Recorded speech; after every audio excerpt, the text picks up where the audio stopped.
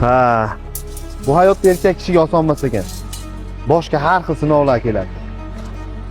To'g'ri aytasan. Yaxshi ham shu Doing Group kompaniyasiga ishga kirganimiz. Oyligi yaxshi, lekin ertaga arafa. Xo'jayindan yana pul so'ragani yuzim chidamayapti. O'zi shundoq ham oyligimizni vaqtida bersin. Nima qilishga ham hayron. Siqilma, hammasi yaxshi bo'ladi.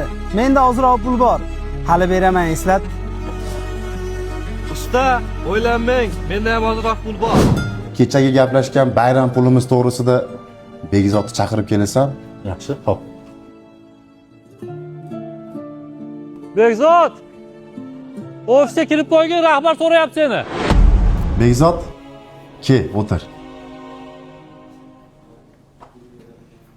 Charchamadingmi? Yo'q, xo'jayin, rahmat. Hammasi yaxshi. Ishda qiyinchilik bo'lmayaptimi? Oyliklar o'z vaqtida berilyaptimi? Rahmat xo'jayin, hammasi yaxshi. Unday bo'lsa yaxshi. Bayramlikka ozgina hadyam bor edi. O'zing ishchi guruhlaringga o'zing tarqatib berasan. Rahmat xo'jayin. Ishoningiz uchun. Doing Group qurilish kompaniyasida ishlaganimdan faxrlanaman. Xo'p, ertaroq kelarman. Mayli.